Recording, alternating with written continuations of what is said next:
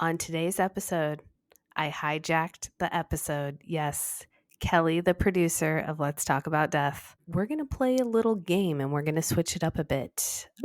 I like games. Yes, it's Death Speed Round.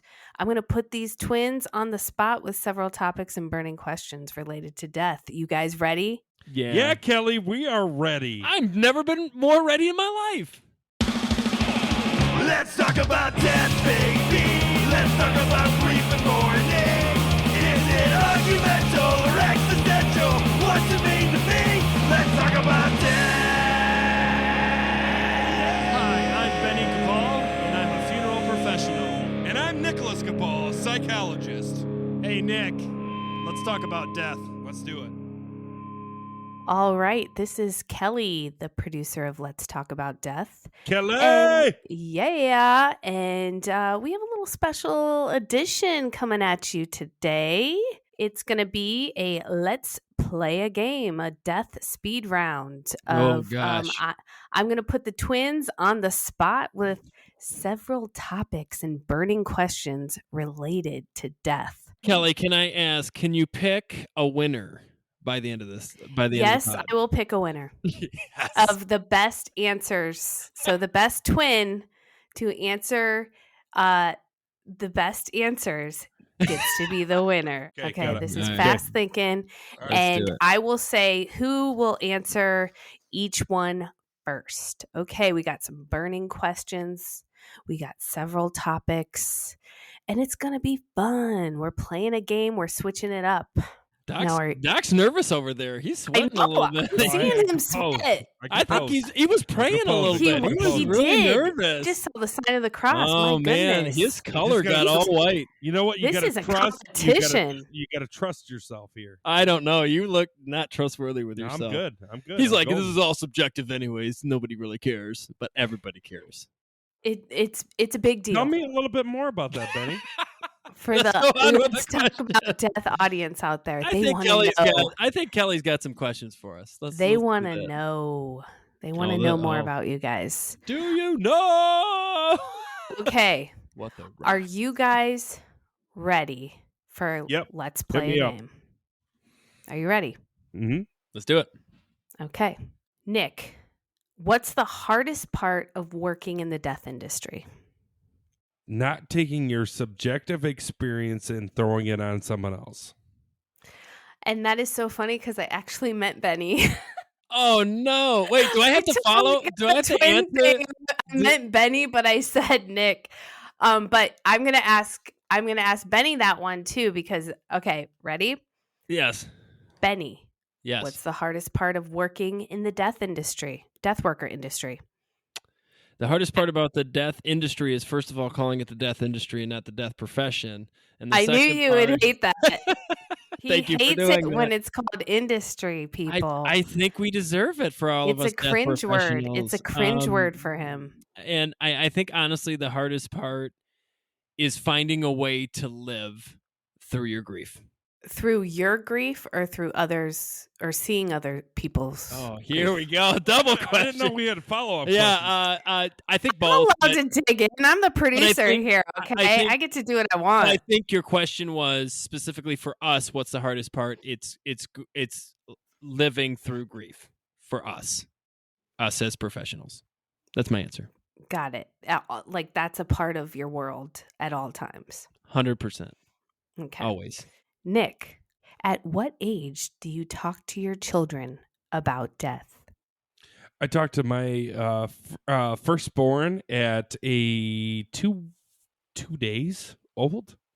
I was walking her through the funeral home, and I was talking to myself. So whether or not she was paying attention, but my opinion is as young as you can. Benny, I have a question for you. Yes, let's do it. Do you ever get freaked out when you see a dead body? Yes and no. Yes, I have. So the answer is yes.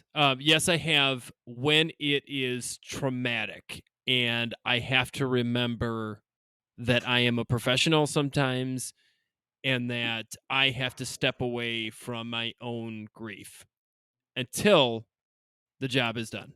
and then I can step back in. All right, Dr. Nick, are you ready? You know it. What do you think the afterlife is like? My personal opinion is that I do believe that we continue on. I want to believe, and that's the best way I can quote myself. I want to believe that there is no pain, there is no suffering, and we are part of something way bigger than us. Beautiful, beautiful. And Benny, what happens after you die? After you die, you legitimately are welcomed by one of your people that you want to see in the afterlife. Now, in my opinion, I think it's going to be family because family means everything to me. But I don't know if time really exists, so it could be anybody. It could be somebody that's still alive because I don't think time really exists on the afterlife. But I do think is there a pearly gate and all that? I don't think that's it. I think what it is I think you see the person that you specifically need to see to feel the most comfortable, and that's the person you will see that welcomes you into heaven. In my opinion, heaven. Love that. Love that. Okay, this one is for both of you. Okay. We'll go with Is this like a buzzer situation? Yeah, Like, do we no We got buzzer, a but buzzer. we'll go with Benny first. Okay. Cremation versus burial. Which one will you do? 100% burial. A lot of it has to do with my faith, but a lot of it has to do with I do not feel comfortable being burned. I just something about that to me. This is me personally. This is not judging anybody on the outside. I do not want to be burned, so I will be buried. All right, Dr. Nick. Cremation versus burial. Which one will you do? I will be buried in a cherry wood, probably piano finish. Um, and the reason wood over metal is because it's warmer, but not too warm, right? And the other idea is that I always want a place for my family to come if they want to. It's not that I'm forcing them to come, but I hope my hope is on when I die that some people want to come and talk to me, and I would love that. Nick, I'll come to your grave and talk to you. I will too. Agree. Agree, Nick. Agree. Is this a blood pact we're making that whoever goes first, we have to go to that grave every year? If I die first, you will be literally. In my do I do the pod on your grave? In my will be that Billy Joel, "Only the Good Die Young" will be on repeat. Oh, like the Repeat. Eternal Song instead of the We're gonna Eternal make sure Flame. that It's the happens. Eternal Song. Yep. Yes, and we'll you make sure will that have happens. to do even whoever does the eulogy has to do it with the background music being "Only the Good Die Hold Young." on, I want to take a moment. If anybody out there that's a listener of ours that knows Sir William Joel, please send him this episode. And Sir William Joel, if you could, Billy, please, if you come down, Contact if he's still us. alive when I die. And I don't let's think talk Billy about. Joel is a sir. You're mixing up Paul You know what? McCartney. You know, I'm No, sorry. no. He's a sheriff, and he's the lone Yeah, sheriff. you're mixing listen, up. Listen, no. Either Elton way, he John might is as well be sir, knighted. because I he's mean- not. No, Billy Joel would be knighted if he was English. Yeah, that's the problem. He's not. He's not. Yeah, he's he's not. from Jersey, But he does wear a sheriff I badge, and that's think, or pretty Brooklyn. baller. So And he married Christy Brinkley, right? Yeah, Come well, on. not anymore. And you know what, Nick, I'm really, really surprised that you said cherry wood instead of a wicker casket. Because you know, when we had the Titan caskets on, you really were into that No, wicker. listen. Wicker is very comfortable, but there was actually a project I had to do in no joke graduate school where I took a picture in my casket and displayed it for my classmates, just really just put the hammer in the And I took that picture of Doc in a casket. That was interesting. It was very Creepy. weird. My and wife kind still of cathartic. No, a hold little on. bit, My too. wife still talks about that, and she cannot look at that picture. You were doing the perfect. You were folding your Oh, yeah. hands. Oh, yeah. I think we told you put some was makeup going on you. It Yeah. was great. All right, moving Hey, on, Kelly. we have a living funeral for Nick. Oh my gosh! Every year we should do it. Every year. Yes, we need See- to have a living funeral. We'll go live, everybody. Yeah. Okay, so back to the questions. That speed round got a little less speedy. This is for Benny and Nick, but I'm going to ask Benny first again. Do you hope your kids stay in the death worker industry or profession, shall we say? I think no matter what, they're destined for some way to be involved in death, just because of what they were raised and born into. I do not want them, and I do not want anybody out there to be in a profession that they are forced to be in, especially one that is such a calling. I would be honored if any of my kids or Doc's kids or Capali's kids decide they would love to keep the Capal name going. I would be more than open arms, willing to take them in, but I am not going to force my kids into it. What I found about this career is they will not be happy if they're forced to do it. So no, I do not want to force them, but I do think some way, form, or shape they will be involved in death profession just because of how they were raised. So my answer would be honored and privileged if they did, but I would also be honored and privileged if they didn't, depending on their personalities. And this is a calling. And if they didn't get that calling, I would completely understand. Great answers, guys. Killing it. Okay, Benny, best ways to prepare for your death. Best ways to prepare for your death is as easy as this. Have a conversation with your family. That is the easiest way to prepare for your death. In my opinion, you can never be too prepared for death. I think preparing yourself for death is a good way to live, because realize the less stress that you put on the rest of your family is the less stress you're going to have on yourself. Prepare for death because it is inevitable. And if you don't know that that's going to happen, then maybe you need to start talking to somebody about that, because death is going to happen and you need to be prepared for it.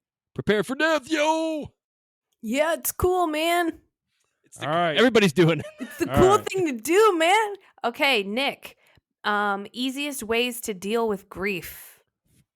Why can't I answer that question? I love that question. Okay, you can answer that question.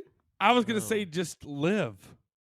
Focus on living. If you live your best life, death You're going to is not prepare for something- death, right? It's not something to be scared Oh, of. That's so good. Just Yeah, live. but it took my answer to make that answer sound even better. Dude, you know what I mean? we need- He's been sitting on that answer. Okay, hold on. We need t-shirts that say just live. What's the Nike one?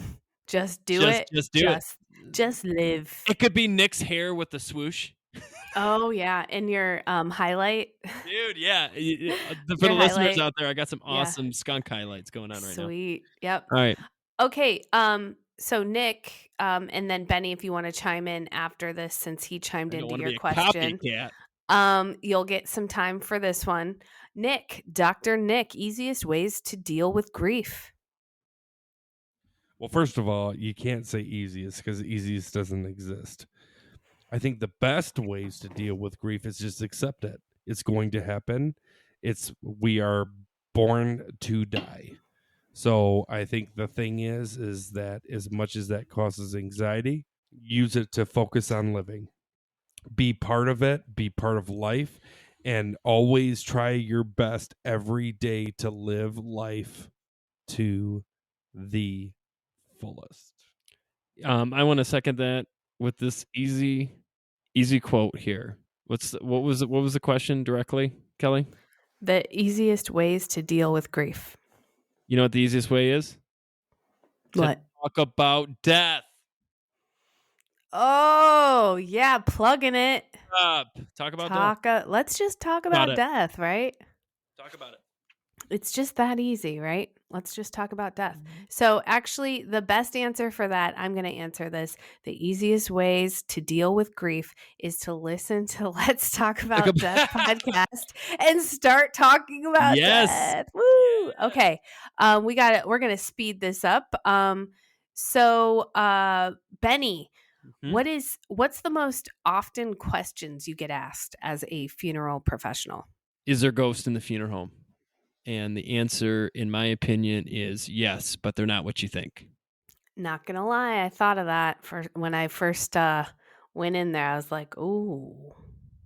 Yeah, they're not So- scary. Ghosts aren't scary. So you've had some experiences. Yeah. Oh yeah. I'm sure Doc can say the same thing too. I mean, it would be hard not to, you know. Yeah. Yeah. I did. You're But very they're not. empathetic, and They're just not. They're not here to hurt you. They're here to help. I think. I don't know. now, That's just my personal opinion. do you feel like after, like, when you're doing the embalmment, do you have any? I love how you call it embalmment. It's embalming, but I love your embalmment, so I'm going to keep that. I like that better. Oh, okay. I thought that was a thing, but when you're doing the embalming, No, embalmment. I like embalmment. I won't do answer the you- question unless you do it right.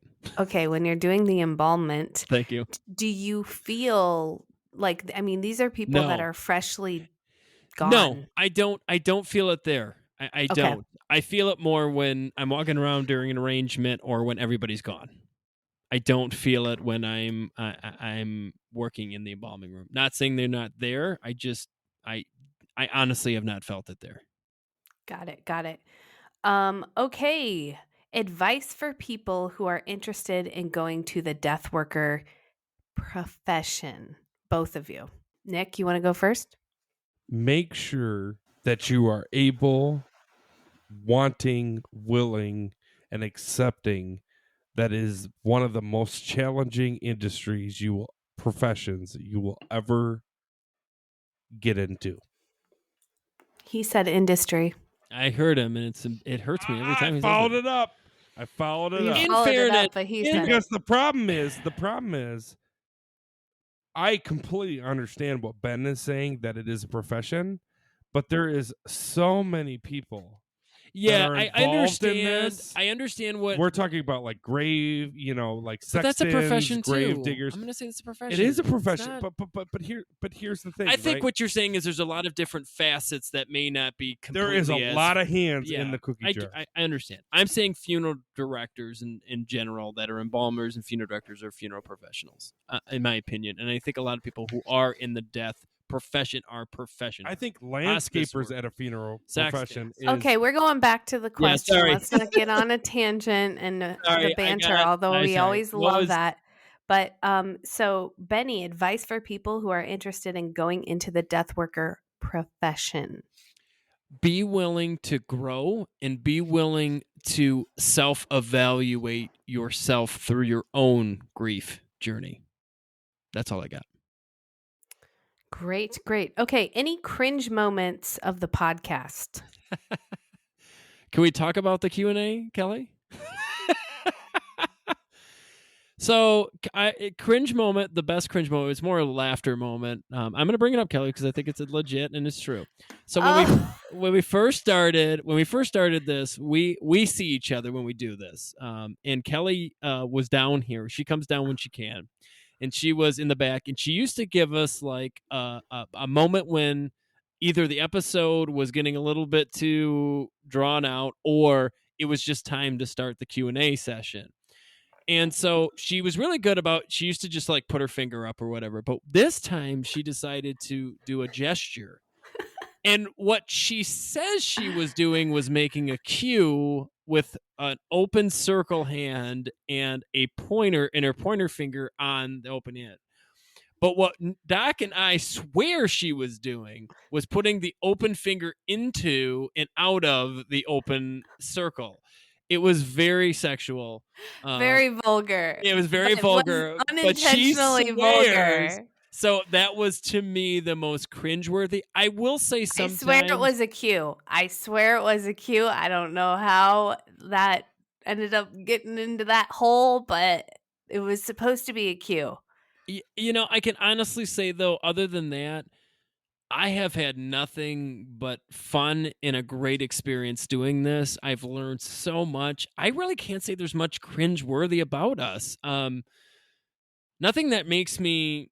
I mean, that's the cringiest thing, and that's more of a funny thing that nobody would know I other love than me how saying. the only cringe thing was something I did. Well, Kelley, I mean, no, I'm sure if I had to go back, I'm sure some of our interviews No, there were I'm some just kidding. interesting questions that were thrown out or maybe awkward silences that might be the cringiest is when you have somebody on and it just goes silent. And especially because Doc's better about just letting the silence happen, but I don't like silence.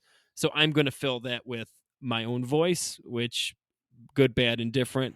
Doc may have different views on that, but I would say the cringiest moment for me is when it gets awkward. Actually, the cringiest moment might be, and it's not cringy, but it really put Doc and I into a very. So the cringeworthy, because I think he was going to say it, and I was like, you can't do multiple. You just didn't want me to take yours. No, Oh, because my thing was the How school about shooting. Doc Nick's bun? The school shooting love it.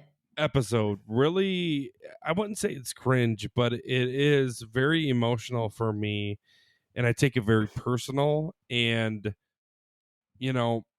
for the viewers out there, we still have yet to do a suicide episode, right? Correct. We have Yeah. not. Yeah, we're delved working into on that it. episode. And the reality is that one of the things I want to put down straight to the listeners right now is that I know in my heart what I'm doing, what we're talking about is super important and it needs to be talked about. But I also recognize that for some people, what we do on a daily basis and what we talk about on this episode, on these episodes, can be very triggering. And I guess for me, the cringe point is that I never want to hurt anybody unintentionally.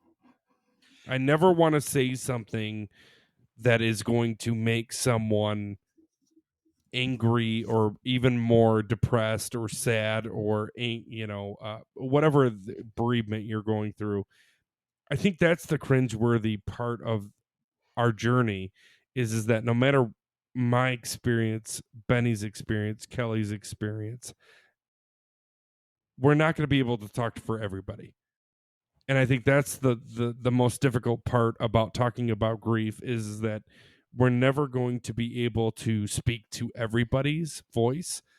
And I think that what I really want, my opinion, going further in years and years to come, that's why we open it up for you to write us questions or your comments, because to me, if you don't agree with us or if your point wasn't met, I really hope you reach out to us because we really want to talk to that. We don't want anybody to feel like they're unheard, and also recognize we are human, meaning that what we speak of is our experience, our subjective experience, education, and what we've been taught and trained to talk about. And the reason why we do this is so that you can be heard. So please, please, please, for mine, for Benny's, for Kelley's, for anybody in the death professional, please speak up, because that is why we are here. We want to hear you and we want to answer any questions we can. But the only way we are ever going to know that is if you write in. Yes, we welcome all. There's been many times we get a lot of inboxes in Facebook, in our emails, Instagram, and we love hearing from people. And Benny and Nick are really good about writing back and getting people booked on the show and all of that. So let's talk about death pod at Gmail or, Instagram, Facebook, what have you. Definitely inbox us and keep sending us your questions because they're awesome. Or concerns or thoughts, whatever. We're open to it all. All right, let's get back to the questions, the burning questions. All right, Benny, what bothers you the most about Nick? What bothers me the most about Doc Nick? God, this sounds so. Honestly, much doesn't bother me about Doc Nick. I think the things that bothers me about Doc Nick the most would be things that I expect him to think or say, and he thinks differently. I think just being the close relationship that we have, and having very, very similar likes and dislikes, it's very hard to come up with things that we feel strongly different about. We may feel a little bit different about something, but strongly different. So I think the one thing that bugs me the most is when Nick doesn't think that I'm right, because that goes back to my biggest problem, which is always thinking that I'm right. So I think that would be the thing. So actually, if you want to be honest, the thing that bugs me about Nick is the problem that I have with myself. Oh, wow. That's like a projection thing. And good for you for being self-aware about that. I'm working on it. It's not that I always am aware of it, but I am aware of it on a longer line, which is getting closer and closer to the originality. So yes, yeah, I'm trying. All right, Nick, it's your turn. What bothers you the most about Benny? He is a day-to-day reminder of what I would look like if I lived a healthy life. He is me, vegetarian or vegan. Sorry, apologize. Vegan, runs every day, takes care of himself physically, which is a horrible reminder of how bad I am doing at self-care. So that would be my biggest thing that bothers me about Benny, I guess, right? That was the question, is like, Mm-hmm. you know how people were like, hey, like the before and after, right? Mhm. So if you're Nick. watching this video, this is a before and after. Because like if I was to run every day and eat healthy and take care of myself, that is the reminder I see. And the hardest part is being an identical twin. It's real. So Wow. it does hurt my soul a little bit, but it's okay. You wanted an honest opinion? There you go. Hashtag twin problems right Can there. we literally just said our biggest problem about each other is our biggest problem with ourselves? That I was just gonna say that was also a projection too. Wow. And you know what? I was also gonna say, Dr. Nick, it's never, ever, ever too late to get a gym membership. And Thanks for reminding it's- me about how fat I am. Thank you, Kelley. you I are not, appreciate and that. by the way, you are not appreciate fat that, at all. Kelley. I would never say For the viewers Just- out there, if you're struggling with weight, you're okay Here in we my go. book. Maybe we should move this. Nick, on. you are not fat at all, okay?